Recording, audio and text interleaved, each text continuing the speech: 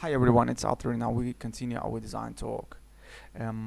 Today's topic is mobile specs, and for starters I would like to point on the font size.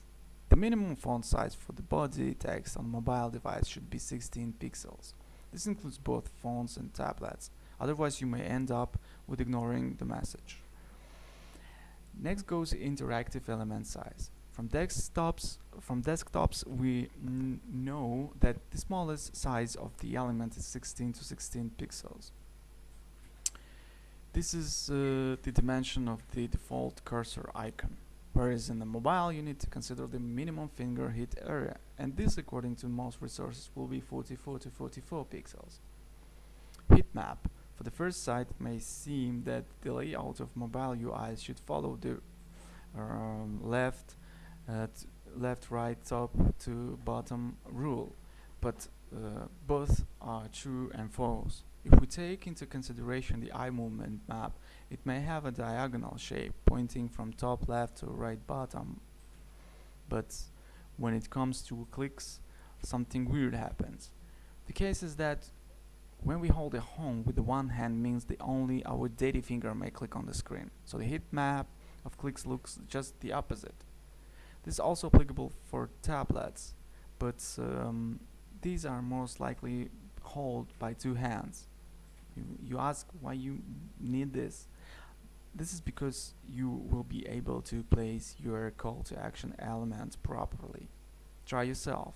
Clean the display from your fingerprints. Use your phone for 20 minutes and then turn off display so you can see your fingerprints.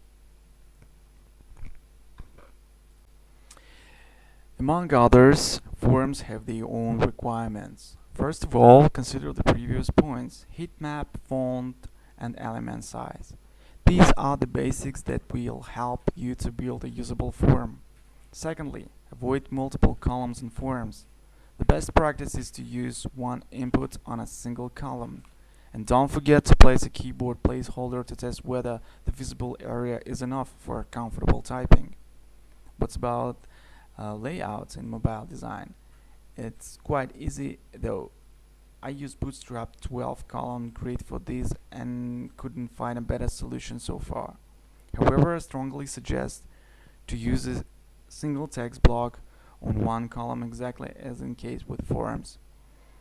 There may be several other elements on the line, just like icons or images and buttons, but the best readability will be achieved when the text is not interfered with anything else.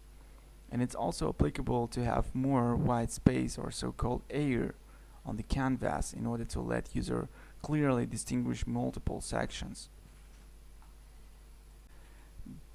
Dimensions are variable, and thus they should be defined in accordance with the current trend or analytical software if you're designing the website or app.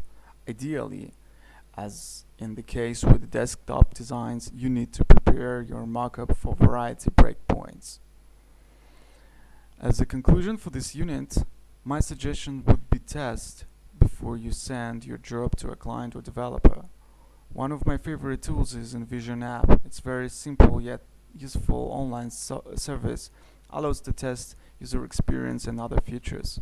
If you own an iPhone, you may connect to Photoshop using USB connection and see the mobile layout in real time.